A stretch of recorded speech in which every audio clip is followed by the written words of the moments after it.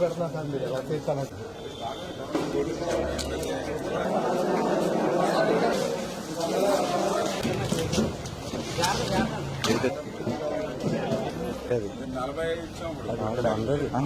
మన పాలకొల్లు బ్రాడీపేటలో 2వ వార్డులో ఉన్నటువంటి తూర్పుగాపు కళ్యాణ మండపం శిథిల వ్యవస్థని చేరి ఉన్నటువంటి స్థితిలో గత ముందు ఇచ్చేసిన సందర్భంలో ఈ బ్రాడీపేటకి సంబంధించినటువంటి తూర్పుగాపు నాయకులు యువత ఈ యొక్క కళ్యాణ మండపం పరిస్థితిని మరి చూపించి గతంలో ఎంతో వైభవంగా ఇక్కడ పెళ్లిళ్లు జరిగేవి మరి ప్రస్తుతం స్థితిలో మరి ఇది ఉపయోగపడేటువంటి స్థితిలో ఉంది అని అంటే రేపు అధికారంలోకి వచ్చిన తర్వాత ఏదో ఒక రూపాయన నేను నిధులు తీసుకొస్తాము అని అంటే మరి వాళ్ళు కూడా స్థానికంగా కూడా మీరు ఏ రకంగా అయితే నిధులు తీసుకొస్తే మేము కూడా ఆ రకంగా నిధులు మేము కలిపి మీకు ఇస్తాము అని ఆ రోజు వాళ్ళు చెప్పడం జరిగింది. మరి మీ అందరి ఆశీర్వాదంతో అధికారంలోకి వచ్చిన తర్వాత ఆ నిధుల సంగతి తూర్పు కాపు సంఘీయులు మర్చిపోయినా నేను మర్చిపోకుండా దానికి సంబంధించి ఫండ్స్ దృష్టిలో పెట్టుకుని ఏదైతే రాజ్యసభ ఎంపీని రిక్వెస్ట్ చేయడం జరిగింది. ఒక 40 లక్షల రూపాయలు దీనికి కేటాయించమని, తద్వారా 40 లక్షల రూపాయలు దీనికి కేటాయించి ఎస్టిమేషన్ చేయమని ఆ యొక్క రాజ్యసభ సభ్యులు నుంచి వచ్చినటువంటి ఆదేశాల ప్రకారం మరి ఈరోజు ఈ యొక్క బిల్డింగ్ ని మేమందరం కూడా పరిశీలించడం జరిగింది. దీన్ని ఆధునీకరించి బ్రాడీపేటలో ఉన్నటువంటి యొక్క తూర్పుగాపు సంఘీయులు పూర్తి స్థాయిలో ఉపయోగపడే విధంగా ₹1 ఎక్కువైనా సరే ఎక్కడ కూడా వెనుకాడకుండా అందంగా సుందరంగా మళ్లీ పూర్వవైపు తెచ్చేటువంటి విధంగా తీర్చిదిద్దుతాం. ఎందుకంటే బ్రాడీపేట అంటే ఎప్పుడు కూడా తెలుగుదేశం పార్టీకి ఒక గుండెకాయ లాంటిది. బ్రాడీపేటలో తెలుగుదేశం పార్టీకి ఎప్పుడు ఎంతో ఆదరణ ఇచ్చేటువంటిది. మళ్లీ ఆ రకంగా వాళ్ళందరూ యొక్క రుణం తెచ్చుకునే విధంగా ఈ యొక్క తూర్పుగాపు యొక్క కళ్యాణ మండపం ఏదైతే ఉందో ఆధునీకరిస్తామని చెప్పి మీ ద్వారా తెలియజేస్తున్నాం.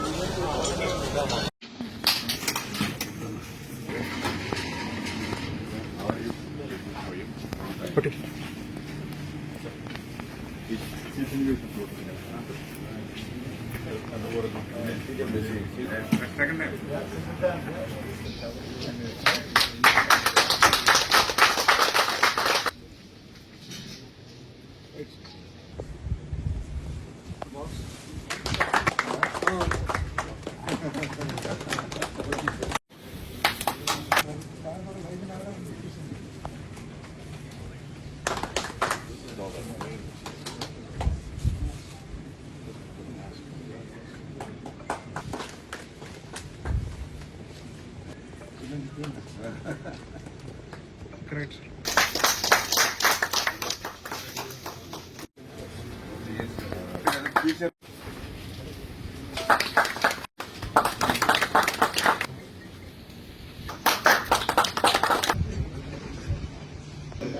And so that he want to finish it up early here and get up the meeting at 1 o'clock.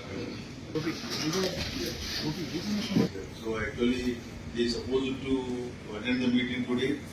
And gap to abatement design and main dam designs, D1 construction problems rectified, clay treatment, guide band repair, spill channel and approach channel balance works, the designs and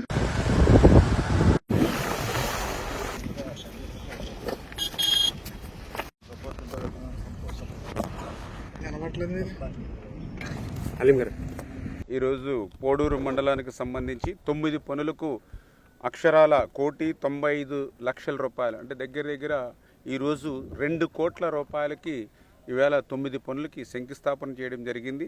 ఇప్పుడే మీరు చూశారు ఏదైతే జున్నూరు అరుంధతిపేట మేరీమాత విగ్రహం దగ్గర ఒక ₹30 లక్షల CC వాళ్ళు, అదేవిధంగా జున్నూరు ఛానల్ మీద 2 గ్రావెల్ రోడ్డు రైటు లెఫ్ట్, ఒక సైడు 38 లక్షలు, ఇంకొక సైడు 27.96 లక్షల రూపాయలు. అదేవిధంగా వేడింగి గ్రామంలో మరి ఏదైతే గ్రావెల్ రహదారి కోసం అక్కడ ఒక 15.25 లక్షల రూపాయలు. అదేవిధంగా మరి ఏదైతే వేడింగి డ్యామ్ దగ్గర అవుట్ఫాల్ స్లూయిస్కి సంబంధించి 13.10 లక్షల రూపాయలు. అదేవిధంగా జున్నూరుపాలెం వంతెన దగ్గర గ్రావెల్ రహదారి కోసం 34 లక్షల రూపాయలు, అదేవిధంగా ఎన్టీఆర్ కాలనీ దగ్గర మొగల్తూరు డ్రైన్ మీద 9 లక్షల రూపాయల గ్రావెల్, అదేవిధంగా ఎన్టీఆర్ కాలనీ మొగల్తూరు డ్రైన్ మీద మరొక 21 లక్షల రూపాయలు గ్రావెల్ రహదారికి, అదేవిధంగా పెచ్చేటిపాలెం వంతెన దగ్గర Junnuru minor drain, Ullampuram minor drain, Chandapuram minor డ్రైన్కి 7 లక్షల రూపాయలు డీసిల్టింగ్. ఈ రకంగా మొత్తం 9 పనులకు అక్షరాల 1,95,00,000 మరి ఈరోజు నిధులు మంజూరు చేసి శంకుస్థాపన చేయడం జరిగిందని చెప్పి తెలియజేసుకుంటూ, మనందరం కూడా చూసాం ఇవాళ రైతాంగంగా గత జగన్మోహన్ రెడ్డి పాలనలో ధాన్యం అమ్ముకోవాలని అంటే ఒక్కొక్క రైస్ మిల్లు దగ్గర వారం వేసి రోజులు పైబడి అక్కడే రైస్ మిల్ దగ్గర అన్నం ఉండేది కాదు, మంచినీళ్ళు ఉండేవి కాదు, టీ చుక్క కూడా ఇచ్చేటువంటి వాళ్ళు ఉండేవారు కాదు. వారం వేసి రోజులు రైస్ మిల్ దగ్గర పడిగాపులు. ఈరోజు అటువంటి పరిస్థితి ఉందా? ఈవేళ రైతు తనకు కావాల్సిన మిల్లుకి ఈవేళ ధాన్యం తోలుకుంటూ ఉన్నాడు. ఈవేళ ఏదైతే వర్షాలు పడ్డాయి, ఈదురుగాలులు వచ్చాయి, కానీ ఎక్కడ కూడా రైతు ఇబ్బంది పడకుండా ప్రతి ధాన్యం గింజ కూడా ఈవేళ కొనమంటూ ఉన్నాం. ఇప్పటికే మన పశ్చిమ గోదావరి జిల్లాలో చూస్తే ఇప్పటికే 1,45,00,000 గోనె సంచులు ఇచ్చాం ఈవేళ రైతాంగానికి. ఈవేళ ఇంకా 37 లక్షల గోనె సంచులు ఇంకా రైతుల దగ్గర స్పేర్లో ఉన్నాయి. మళ్ళీ ఇది కాకుండా ఈరోజు వెస్ట్ గోదావరి కలెక్టర్ తోటి, అదేవిధంగా ఈస్ట్ గోదావరి కలెక్టర్ గారితో కూడా స్వయంగా ఈరోజు నేను మాట్లాడాం. అదేవిధంగా మన సివిల్ సప్లైస్ కమిషనర్ గారితో మాట్లాడాం, అదేవిధంగా సివిల్ సప్లైస్ ఎండీతో మాట్లాడాం.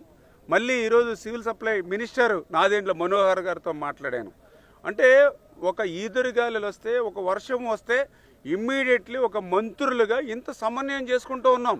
ఎందుకంటే రైతు అనేవాడు ఒక్క క్షణం కూడా బాధపడకూడదు.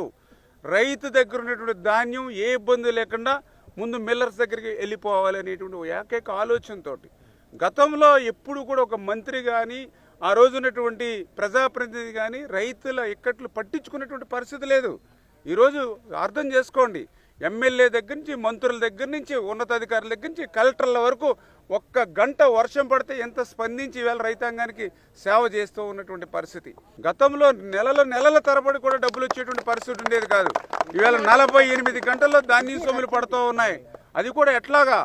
గతంలో 35-40 బస్తాలు పండేది ఎకరానికి, కానీ ఈవేళ ఏ రైతుని అడిగినా 50, 60, 65 బస్తాలు ఈవేళ ఎకరానికి దిగుబడి. అంటే దిగుబడి డబల్ అయింది. అయినా సరే అంత డబల్ దిగుబడిని కూడా ఈవేళ ప్రభుత్వం కొంటా ఉంది. గతంలో కొంత ప్రైవేటుగా ఎగుమతులు జరిగేవి, కానీ ఈవేళ రైతులు కూడా గవర్నమెంట్కి అమ్ముతుంటేనే డబ్బులు తొందరగా వస్తాయని ప్రైవేటు వ్యాపారస్తులు కూడా మానేసి మొత్తం ధాన్యం అంతా గవర్నమెంట్కి అమ్ముతూ ఉన్నారు. అయినా సరే గవర్నమెంట్ కొంటూ ఉన్నాం. మరి ఈవేళ వెస్ట్ గోదావరికి కూడా 6 లక్షల మెట్రిక్ టన్నులు మేము ఈవేళ టార్గెట్ ఇచ్చాం.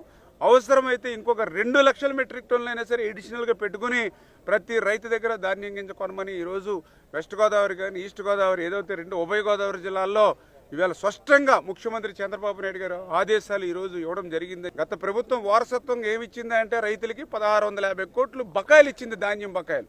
ఆ బకాయిలు కూడా ఈరోజు మనం చెల్లించాం. గత ప్రభుత్వంలో మీ అందరికీ తెలుసు, ఇన్సూరెన్స్ని కట్టడం మర్చిపోయారు. ఇన్సూరెన్స్ని కట్టడం మర్చిపోవడం అంటే ఏంటి? రైతును మర్చిపోవడమే. రైతును మర్చిపోయినటువంటి ప్రభుత్వానికి పాలించే అర్హత ఉందా? లేదు. అదే జగన్మోహన్ రెడ్డి పాలన. మరి ఆ రోజు కూడా మీరు చూశారు, ఎక్కడ కూడా ఇన్పుట్ సబ్సిడీ ఆ రోజు హెక్టార్కి 20,000 ఉంటే ఎవరైనా 25,000, 30,000 పెంచుతారు. మహానుభావుడు తిరోగమనం రివర్స్ 20,000 హెక్టారు ఇన్పుట్ సబ్సిడీని 16,000కి తగ్గించాడు ఆయన ప్రభుత్వంలోకి వచ్చాక. మళ్ళీ మొన్న మేము 25,000కి పెంచాం మళ్ళీ ఇన్పుట్ సబ్సిడీని. అది తెలుగుదేశం, జనసేన, బీజేపీ, ఎన్డీఏ ప్రభుత్వం లక్ష్యం. ఖచ్చితంగా వ్యవసాయంలోనే సాయం అనే పేరు ఎట్లా ఉందో తెలుగుదేశం, జనసేన, బీజేపీ ప్రభుత్వంలో కూడా ఆ సాయం ఎప్పుడు కూడా రైతుకు అందుతుంది. ఇది రైతు ప్రభుత్వం. ఖచ్చితంగా రైతుల క్షేమానికి, రైతుల సంక్షేమానికి కట్టుబడి ఈవేళ ఈ ప్రభుత్వం పనిచేస్తుందని చెప్పి మరొక్కసారి మీ ద్వారా తెలియజేసుకుంటాం.